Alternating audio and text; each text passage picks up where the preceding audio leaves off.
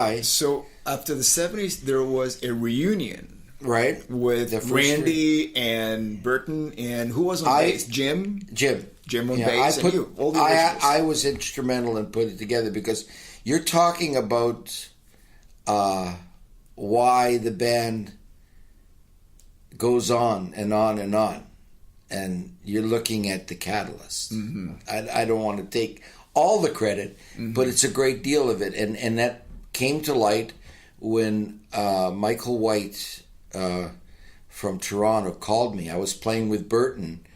I've played with everybody in their solo careers, by the way. So as I've always said, either I'm really good or I work cheap. I played with Bachman, and then when the first reunion happened, I was playing with Burton in his big band first, and then a trio. We were playing at the Royal York Hotel in Toronto for a whole week. I get this call from a very, very heavy guy in the booking end of Canadian rock music, and he said, "What and why did he call me? Why didn't he call Burton or Randy? Because I'm the only guy that can move in all camps, whether they hate each other, don't like each other. That I don't have that for anybody. I love all of them. I cherish all the time that I had with each one of them, and I would not want to say anything bad about them. I'm sad that there's torment and there's discord. But having said that, I get this call, and the guy says, well, what would it take when guys say, yeah, we'll get back together when hell freezes over? I'll use that. He said, what would it take? I said,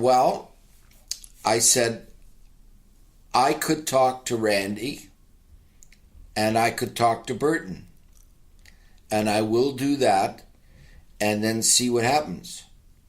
And what happened? That's what I did. I talked to Randy, and he said, yeah, Randy's practical. He's going to do whatever's good for his career. Yeah. And Burton said yes. He said, I'd be, I'd listen. So I went back to Michael White, or what I think his name was Michael White, and I said, okay, so now it's in your lap. They will both talk, and that's how the first reunion came out. And how long did that last? The reunion? Kind of again like a summer. We did. There's probably 10 to 15 dates you can do across Canada at that level. Oh, so it was mainly a Canadian tour? Yeah, it was only a Canadian. The first reunion never went back into the States because Burton had done the movie at the time, Melanie, which I was in the band in that movie. You see a big shot of me over the credits. And there. Anyways, his career, I don't think went where he thought it might go. He had one hit in the States called Stand Tall, which, by the way, he wrote when he was in the Guess Who. And he says we rejected it. I can't imagine rejecting anything, but I always know Burton did not want to be a ballad singer. And it was another ballad like These Eyes. He wanted to be Jim Morrison. That was his idol, right? So anyways, where was I? The first reunion. Yeah. So anyways, as we got through the reunion, he was all gung-ho, and everybody we're back together, we're friends again. And what year is this? 84? 84? Something like that. My, you have to remember, after 58 years, and all the things it's like I always need my wife for this part of it because she knows numbers. She has a photograph. Right. It was about 10 years after you guys broke up. Almost 10 years. Yeah. Okay. And so we go across Canada and we're all gung ho, and I got fooled. We're all friends again, and everything is the greed and the anger and the ego is all gone. No, it isn't. And so we go, and it starts to deteriorate. Burton slips back into, what am I doing here? I don't need this. You know, okay, you're making probably all the money because you have the publishing and everything. So what's the problem here?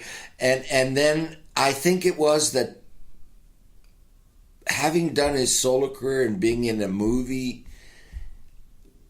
people were saying to him, "Oh, this is what you should be doing.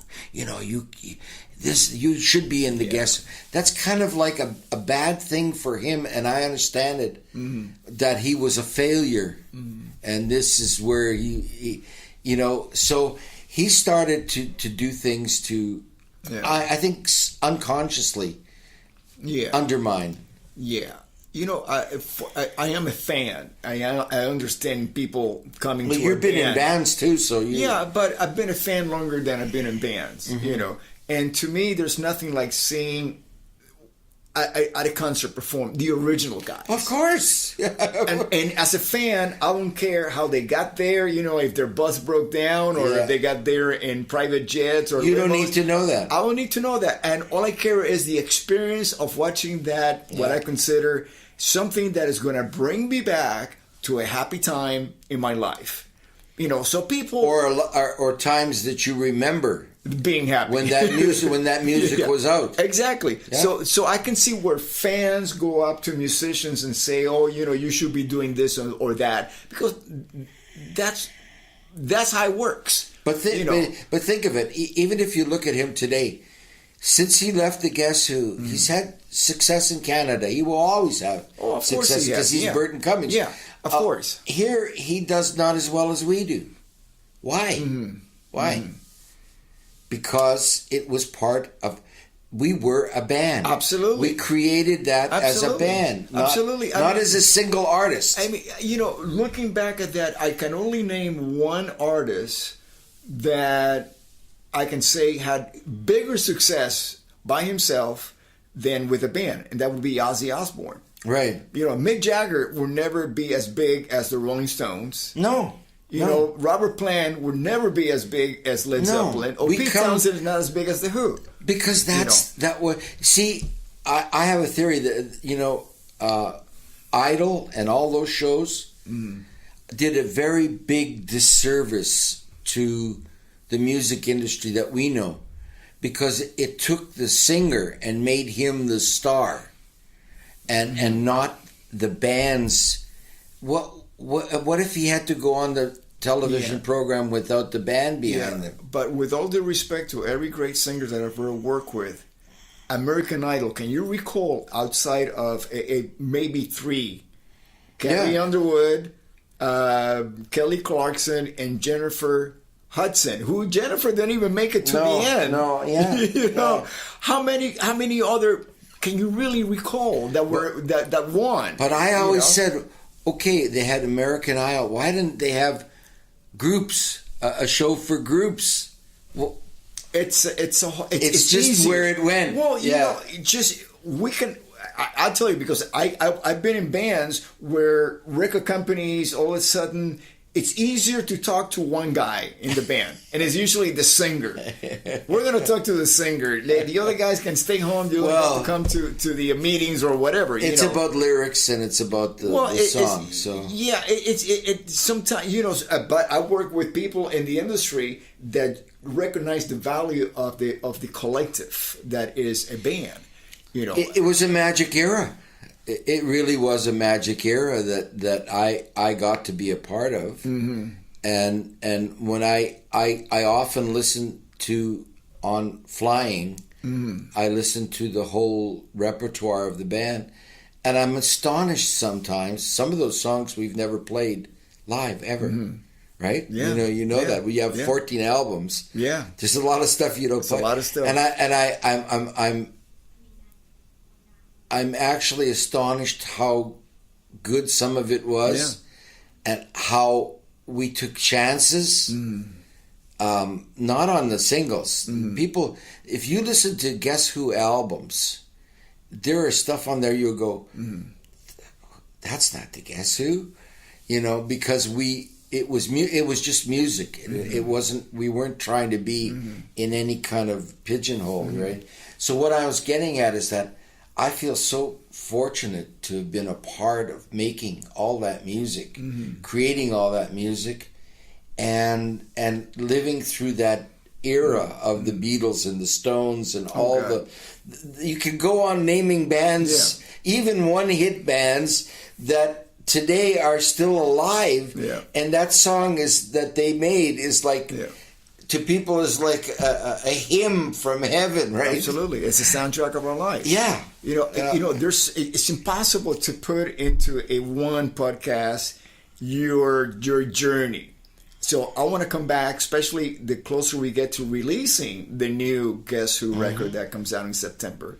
I want to come back and carry. Well, that's a whole, for me, that's a whole cathartic experience that I had doing that. And I tried to tell the guys in the band what it meant to me.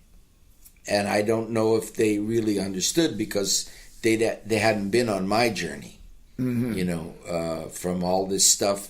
And then doing it again the way we did it. And how it took me back to a place I never thought I'd ever go again. That's the story. I really want to talk about that in the following podcast as we get closer to the release of the record. Sure. Yeah. But I want to wrap it up with something that I find very interesting.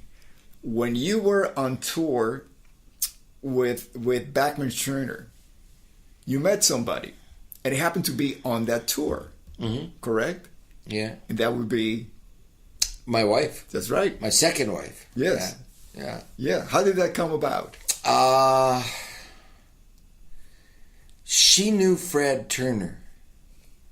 And when we played Winnipeg, I mean, not Winnipeg, but Greensboro, North Carolina, on the 5150 tour, she had come to the show expecting to see Fred.